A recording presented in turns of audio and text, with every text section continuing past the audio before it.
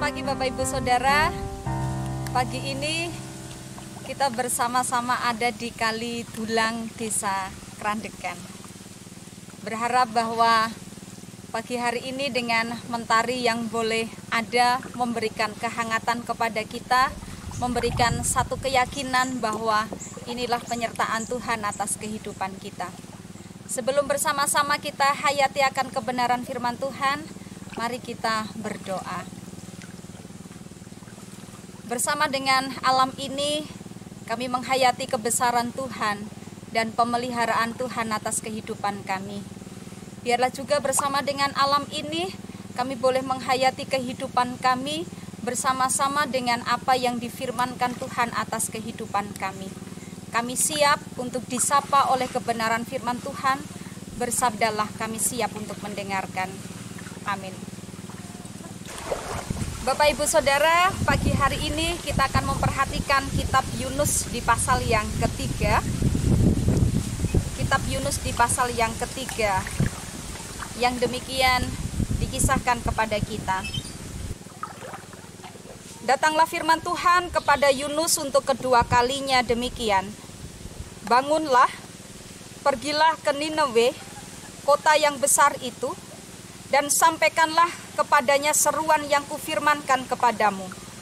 Bersiaplah Yunus lalu pergi ke Niniwe sesuai dengan firman Allah. Niniwe adalah sebuah kota yang mengagumkan besarnya, 3 hari perjalanan luasnya. Mulailah Yunus masuk ke dalam kota itu sehari perjalanan jauhnya, lalu berseru, 40 hari lagi, maka Niniwe akan ditunggang balikan.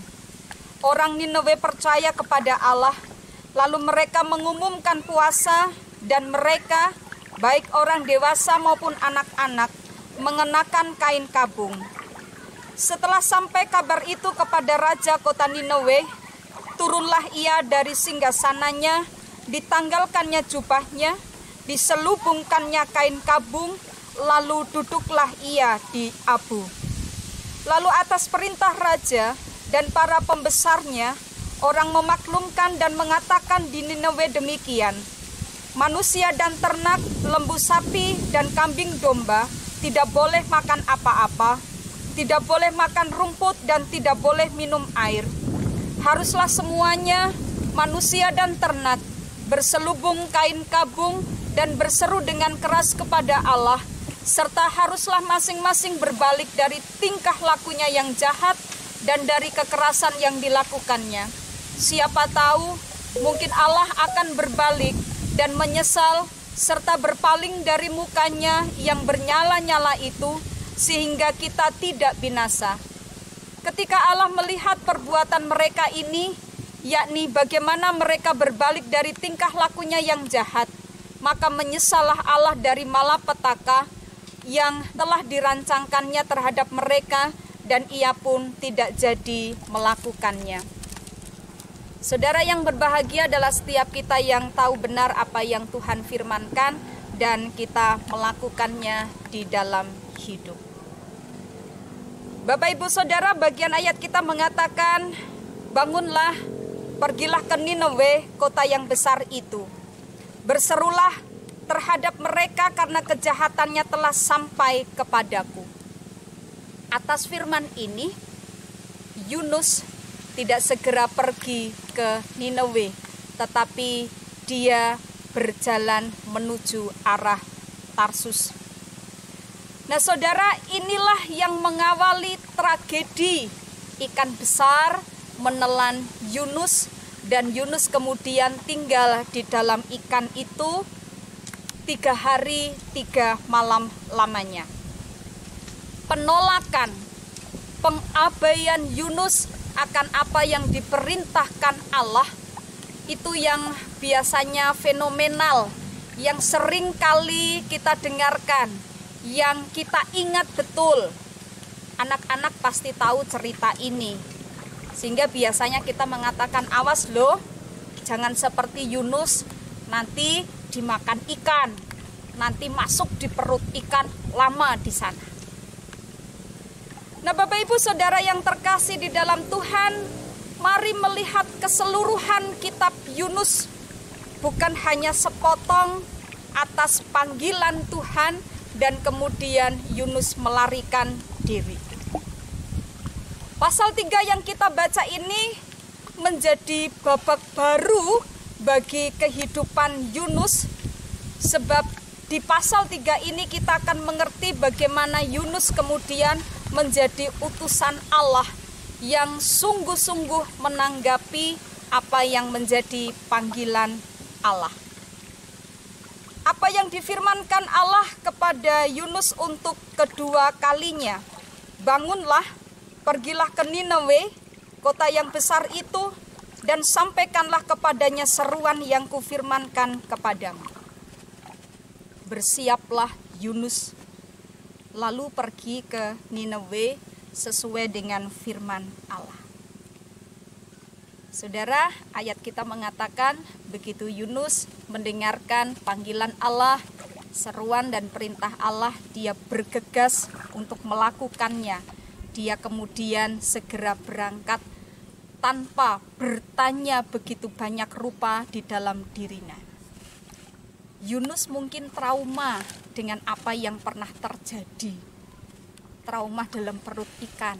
Atau Yunus memang sudah kapok. Kalau itu ia langgar, maka malapetaka akan terjadi baginya. Apapun itu yang terjadi, bahwa kenyataan menyatakan kepada kita Yunus kini menjadi berubah. Dia menjadi sosok penurut kepada Allah. Demikian ketika menyampaikan penghukuman Ninawe dengan tenggang waktu 40 hari. Penduduk Ninawe selama itu dikenal jahat di hadapan Tuhan. Kita bisa membaca di bagian Yunus yang pertama. Ninawe dengan sekejap berbalik 180 derajat. Saudara, ada yang menarik yang bisa kita cermati dari kisah pertobatan Ninawe sebagaimana tertulis dalam kitab Yunus. Kota ini menyadari akan kejahatannya dan menyatakan bertobat di hadapan Allah. Mulai dari anak-anak sampai orang-orang dewasa, dan bukan hanya mereka tetapi juga ternak, hewan, raja, rakyat biasa semua menjalani aksi pertobatan. Nah, aksi pertobatan ini dilakukan mereka dengan begitu tulus dan sungguh-sungguh. Ketika mereka mengenakan kain kabung, mereka duduk di abu dan mereka berpuasa. Mereka memohon kepada Allah ampunan atas segala kejahatan mereka. Kata mereka, siapa tahu mungkin Allah berbalik dan menyesal serta berpaling dari murkanya yang bernyala-nyala sehingga kita tidak binasa. Dan saudara, Allah ternyata bukanlah Allah yang mendendam. Allah yang mengampuni kita, Allah yang mengampuni mereka. Sehingga dikatakan di dalam perikop kita, ketika Allah melihat perbuatan mereka itu, maka menyesallah Allah karena malapetaka yang telah dirancangkannya terhadap mereka, dan ia pun tidak jadi melakukannya. Berapa besar pun kejahatan Ninawe, asalkan pertobatan itu dilakukan dengan sungguh-sungguh, Allah memberikan pengampunan dan keselamatan.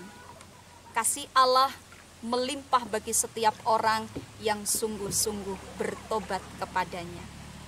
Bapak Ibu Saudara, dari kisah kota Ninawe, kita belajar satu hal tentang pertobatan. Hal yang terpenting di dalam pertobatan kita, bahwa pertobatan bukan sekedar berbicara ampun kepada Allah, bahwa pertobatan bukan sekedar mengatakan aku menyesal telah melakukan hal ini, tetapi pertobatan yang sungguh-sungguh kita lakukan, pertobatan yang disertai dengan tindakan, bagaimana kita tidak melakukan hal yang sama, bagaimana kita berbalik untuk mengandalkan Tuhan di dalam kehidupan kita. Tentu saja pertobatan mengandalkan iman dan pertobatan yang berpengharapan pada Tuhan yang Maha Pengasih dan Maha Pengampun. Bapak Ibu Saudara, sesungguhnya Allah itu adalah Allah yang berbelas kasih kepada setiap orang yang bertobat. Dan sejatinya Allah adalah Allah yang pro kehidupan, karena Allah menghendaki kehidupan setiap umatnya. Belajar dari Yunus tidak sekedar berbicara tentang Yunus yang lari dari Nineve dan kemudian dimakan ikan, berhenti di sana. Tetapi belajar dari kisah Yunus mengajak kepada kita untuk memahami keseluruhan hidup Yunus, bahwa Yunus pernah melakukan sesuatu yang salah di hadapan Allah. Tetapi setelah itu Yunus mengakui akan kesalahannya. Yunus menjadi orang yang sungguh-sungguh mendengarkan apa yang menjadi panggilan Tuhan. Tidak berlama-lama, tidak bertanya-tanya, tidak mempertimbangkan ini dan itu.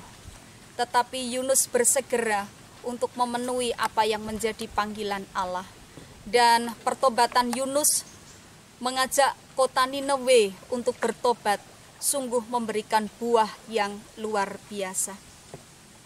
Mari menghayati kehidupan kita, bahwa saya Bapak Ibu Saudara bukanlah orang-orang yang sempurna. Tetapi satu saat kita pernah melakukan kesalahan. Tetapi Allah adalah Allah yang berbelas kasihan dan pro atas kehidupan. Itu sebabnya selalu datang kepada Allah, mohon pengampunan. Tetapi permohonan kita harus disertai dengan wujud nyata pertobatan kita. Saudara, mari melangkah di dalam hidup, tetap memohon cinta dan kasih Allah, supaya kita tetap diperkenankan untuk menjadi penurut-penurut Allah.